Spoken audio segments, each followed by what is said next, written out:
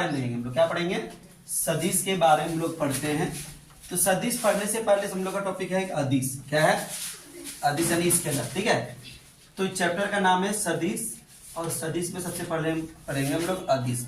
अदिश या अदिश राशि, सदिश ये स्केलर या स्केलर क्वांटिटी, बात एक है। ठीक है, चाहे अदिश बोलिए, चाहे अदिश राशि बोलिए, स्केलर बोलिए या स्केलर क्वांटिटी। डायरेक्शन और मैग्नीट्यूड, मात्रा और दिशा के अनुसार भौतिक राशि को दो टाइप से बांटा गया है। डायरेक्शन और मैग्नीट्यूड के व्यू से फिजिकल क्वांटिटी को दो पार्ट में डिवाइड किया है। वो दो पार्ट क्या है? स्केलर और वेक्टर। ठीक है, स्केलर के बारे में ज्यादा नहीं पढ़ना है, वेक्टर के बारे में ज्यादा पढ़ना है। तो स्केलर किसको बोलेंगे? जल्दी से लिखे रह दीजिए स्केलर। ठीक है, आप लोग अदिश लिखे रह दीजिए, जल्दी से लिखिए। Those physical quantity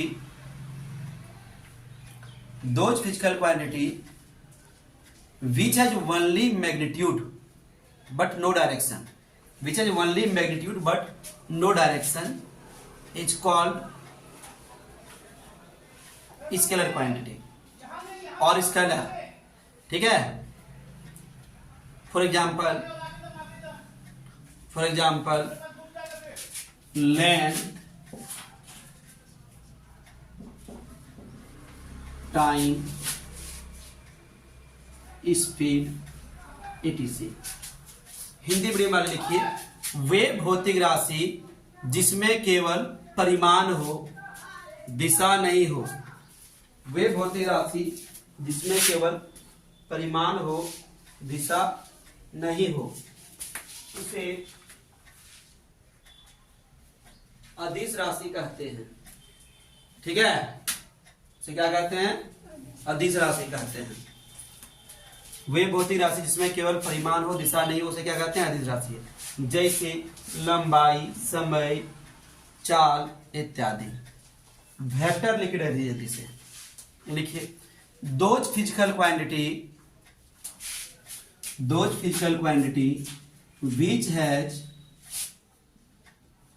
which has both magnitude as well as direction, magnitude as well as direction,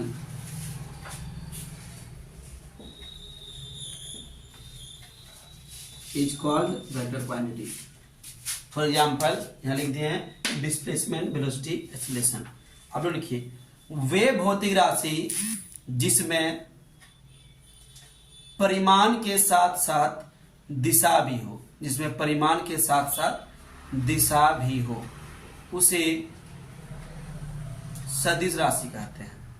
उसे सदिश राशि कहते हैं। ठीक है, जैसे विस्थापन, वेग, त्वरण इत्यादि। तो हम लोग देखे दो राशि देखे, एक सदिश देखे, एक अदिश देखे। सदिश में सिर्फ परिमाण रहेगा, मैग्नीट्यूड रहेगा, और अदिश में परिमाण के साथ साथ दिशा भी रहेगा। कैसे? जैसे मान लीजिए कि अगर मान लो हम बोलेंगे 10 मीटर जाइए, 10 मीटर आप किसी भी दिशा में जा सकते हैं, पूर्व, पश्चिम, उत्तर, दक्षिण, तो वो हो गया अदिश। उसमें फिक्स डायरेक्शन नहीं है, लेकिन बोलेंगे 10 मीटर पूर्व जाइए, तो इसमें मात्रा के साथ साथ परिमाण के साथ साथ दिशा भी है, डायरेक्शन भी है, तो वो हो गया सदिश। ठीक है, तो जिसमें दोनों रहेगा उसको बोलेंगे सदिश यानी वेक्टर, और जिसमें एक रहेगा उसको बोलेंगे अदिश यानी स्केलर। ठीक है, तो सदिश के प्रकार, टाइप्स ऑफ वेक्टर। तो टाइप्स ऑफ वेक्टर में पहले इक्वल वेक्टर, तो इस सबको डिफिनेशन लिखाएंगे नहीं, सब हम लोग का काम का नहीं है, सिर्फ हम लोग का एक ही काम का है, वो है इकाई सदिश। ये सब खाली समझा देंगे। ठीक है, तो समान सदिश या इक्वल वेक्टर क्या है? जैसे कि दो हम लाइन खींचे, ये देखिए दो स्ट्रेट लाइन खींचे, दोनों का डायरेक्शन भी सेम है और लेंथ भी सेम है। ये दोनों का लंबाई सेम नहीं लग रहा है, और दिशा भी सेम है, डायरेक्शन भी सेम। तो बोलेंगे कि दोज फिजिकल क्वांटिटी या those vector whose magnitude as well as direction is same, वे सदिश जिसका परिमाण और दिशा समान हो, दोनों चीज बराबर रहेगा। देखो लंबाई बराबर है, दिशा भी, इसको बोलेंगे समान सदिश। ठीक है, और समान सदिश में क्या? दोनों अलग रहेगा, एक इधर जा रहा है बड़ा है, एक इधर आ रहा है छोटा है, देखिए ना लंबाई बराबर है ना ही दिशा बराबर है, इसको बोलेंगे अनइक्वल वेक्टर, असमान सदिश। विपरीत सदिश, ये देखिए विपरीत सदिश है,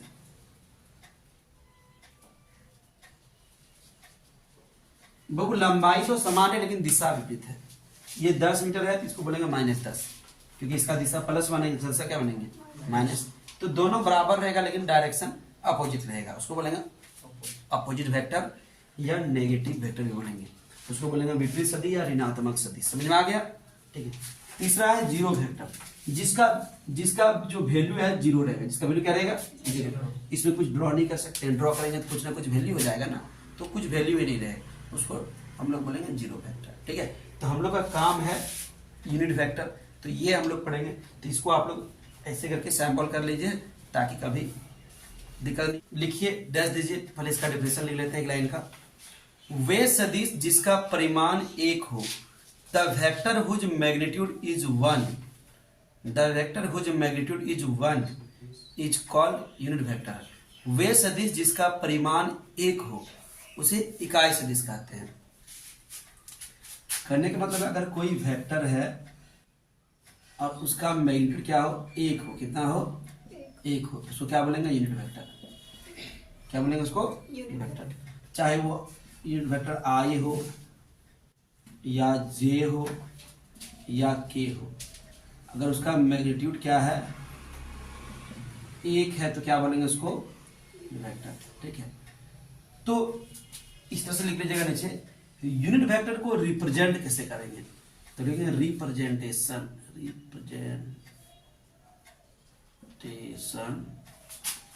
ऑफ यूनिट वेक्टर। इकाई सदिश का निरूपण, सदिश का निरूपण। तो इकाई सदिश को हम लोग कैसे शो करेंगे, कैसे दर्शाएंगे। अगर इकाई सदिश को दर्शाने के लिए सबसे तरीका क्या है, उसके ऊपर कैप लगा दीजिए। क्या लगा दीजिए? कैप लगा दीजिए। अगर ए कोई इकाई सदिश है तो उसके ऊपर कैप रहेगा। कोई भी इकाई सदिश है, कोई भी यूनिट वेक्टर है, उसके ऊपर क्या रहना चाहिए? कैप रहना चाहिए। ये इसका पहचान है कि हाँ ये यूनिट वेक्टर है। इसका पहचान क्या है? कैप है। कैप रहेगा यूनिट वेक्टर है, कैप नहीं रहेगा यूनिट वेक्टर नहीं है। ठीक है, तो इस यूनिट वेक्टर को कैसे लिखते हैं, तो लिखेंगे ऐसे लिख देते हैं पहले। Unit vector equal to vector by modulus of vector. Hindi में बोलेंगे इसको। इकाई सदिश को कैसे लिखना है, तो पहले उस सदिश को लिखिए, उस सदिश को लिखिए और उसके नीचे उसका क्या लिखिए? परिमाण लिखिए। क्या लिखिएगा? सदिश का परिमाण। कैसे लिखेंगे? जैसे कि ए बोले थे एक सदिश है, तो ये सदिश इकाई सदिश लिख दे इसका, तो सदिश लिखिए, पहले ए लिखिए, उसके नीचे ए का परिमाण लिखिए। तो इस तरह से इसको हम लोग लिखते हैं।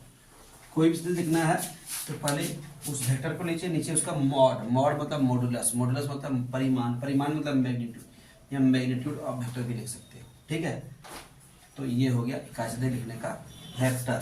सदिशों का परिमाण, सदिशों का परिमाण कैसे निकालेंगे?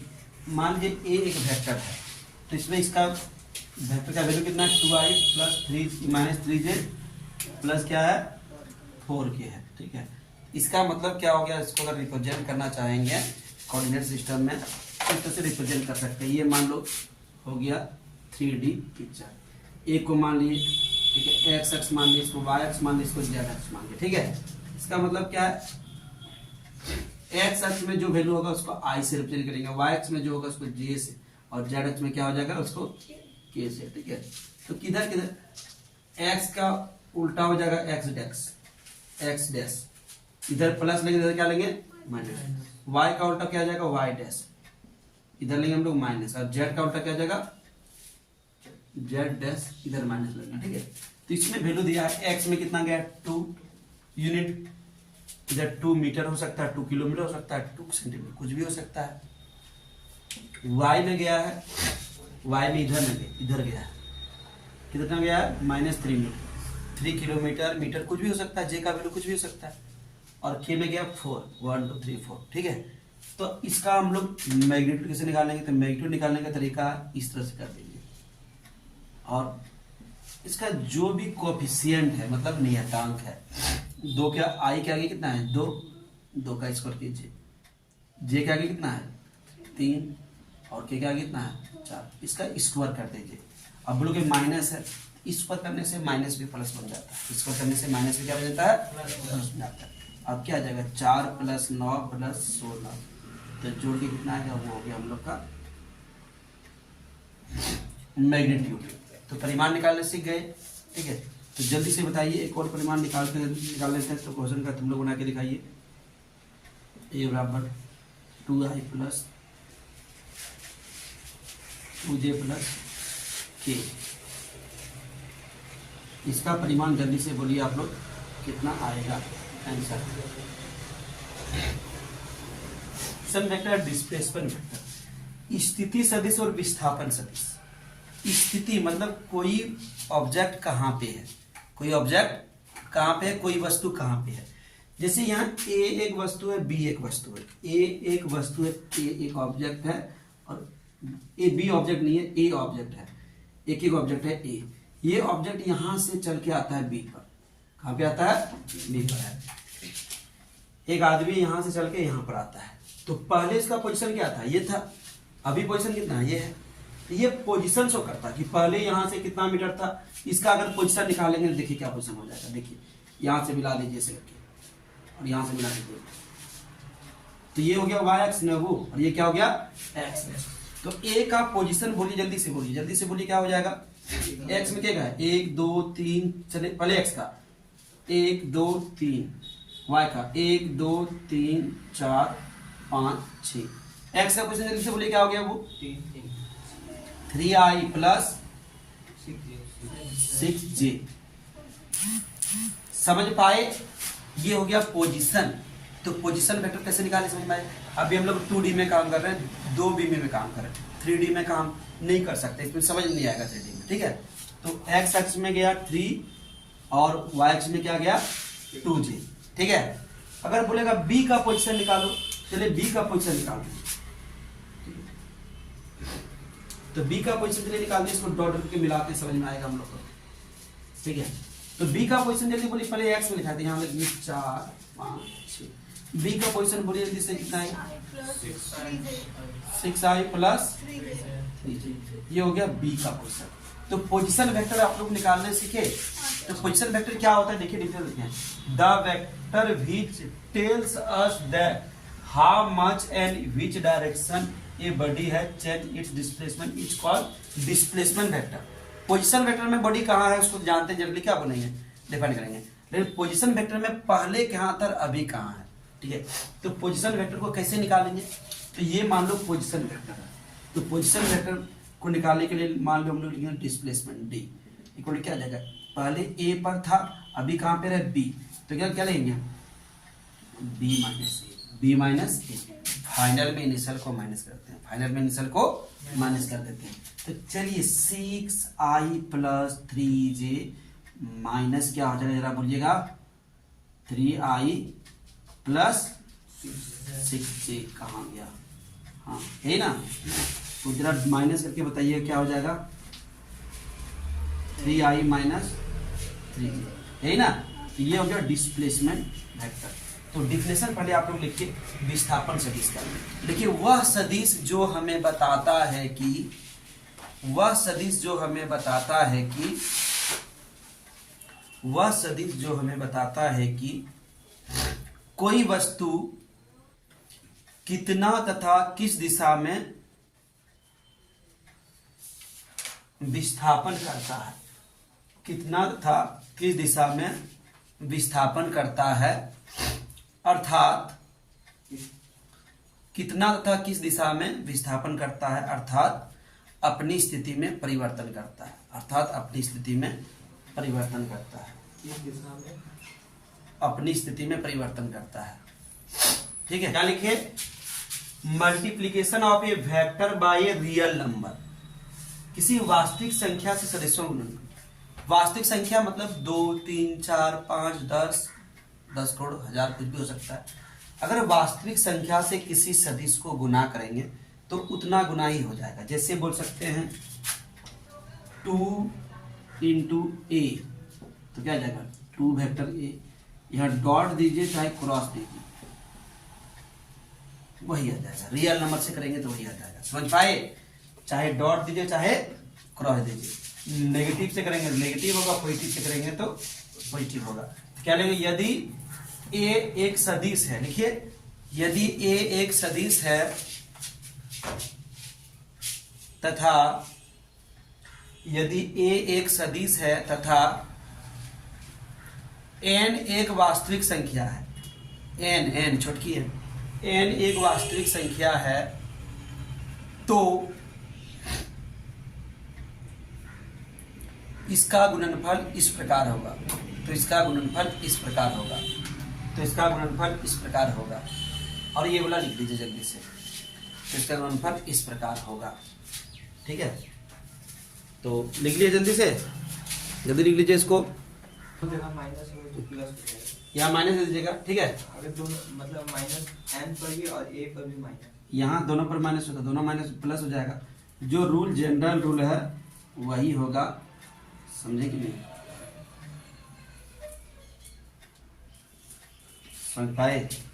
नेगेटिव है क्या देखते हैं, नेगेटिव पॉजिटिव हो जाएगा, यहाँ नेगेटिव तो यहाँ भी नेगेटिव है। ए से बी गए, बी से सी के पास गए, या तो ए से डायरेक्ट सी गए, ए से बी और बी से सी तक गए, जो इफेक्ट हमको मिला ए से सी तक गए वही इफेक्ट मिला।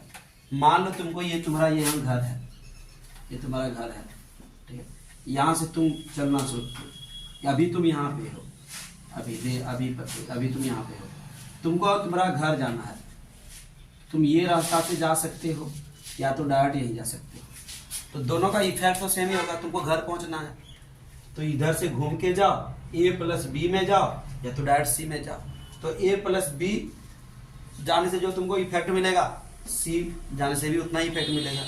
यहाँ हम लोग दूरी को मेजर नहीं कर रहे हैं, डिस्टेंस को मेजर नहीं कर रहे हैं, इफेक्ट को देख रहे हैं। ठीक है, बोल दिया यहाँ से तुमको यहाँ जाना है 100 करोड़ मिलेगा, तो यहाँ से तुम इधर घूम के गए या ऐसे गए, इफेक्ट तो सेम हुआ। इधर से घूम के गए तो बेसी नहीं देगा, कमे देगा। तो जब 2 क्वांटिटी या 2 से अधिक क्वांटिटी, 10 क्वांटिटी, कितना भी हो, सेम इफेक्ट पड़ेगा एक सिंगल क्वांटिटी डबल क्वांटिटी में, उसको बोलेंगे रिजल्टेंट वेक्टर। जैसे कि मान लीजिए एक पर्सन यहाँ गया, यहाँ गया, यहाँ गया, यहाँ गया, यहाँ गया, यहाँ गया, यहाँ गया, यहाँ गया, एक पर्सन यहाँ पे आ गया। यहाँ ए से जाना है एक्स तक, ऐसे जाना कहा, तो ए से गया बी, बी से गया सी, सी से गया डी। ठीक है, ये मान लिए ए, ये मान लिए बी, ये मान लिए सी, ये मान लिए डी, और ये मान लिए यहाँ है जेड। ठीक है, तो जेड इक्वल टू क्या लिख देंगे, A plus B plus C plus D. इतना मिला के जो इफेक्ट किया जेड अकेले उतना ही इफेक्ट मिल गया हम लोग को, मिला कि नहीं? तो यही चीज है रिजल्टेंट वेक्टर। समझ में आ गया रिजल्टेंट वेक्टर क्या है? परिणामी सदिश। परिणाम सदिश में इतना तुम घूम के गया, तुम डायरेक्ट ही चल जाता, तुम पहुंच जाता। तो ये सबका परिणामी सदिश क्या हो गया, जेड। जेड से रिजल्टेंट वेक्टर को जनरली हम लोग आर से रिप्रेजेंट करते हैं, आर फॉर रिजल्टेंट वेक्टर। ठीक है, तो ऐसे क्या होता है, जो दिया रहेगा उसी से करेंगे, लेकिन जनरल करते हैं आर से। जब कुछ नहीं रहेगा तो आर से कर दीजिएगा। समझ पाए रिजल्टेंट वेक्टर क्या है, परिणामी सदिश क्या समझ में आया? ठीक है, तो चलिए देखते हैं आगे हम लोग। एक लाइन का डिफिनेशन लिख लीजिए रिजल्टेंट वेक्टर का, लिखिए तो द वेक्टर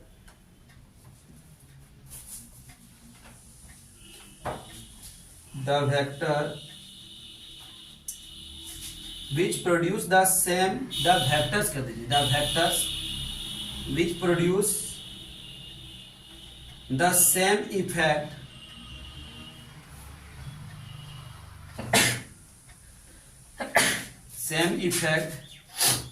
as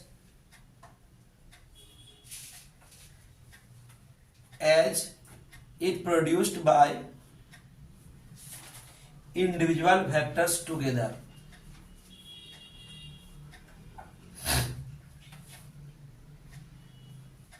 वह सदिश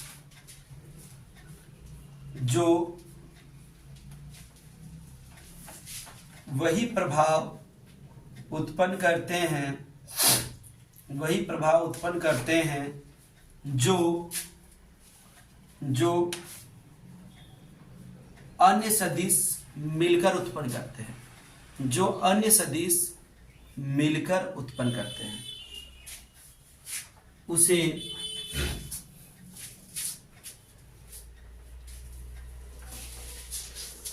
परिणामी सदिश कहते हैं।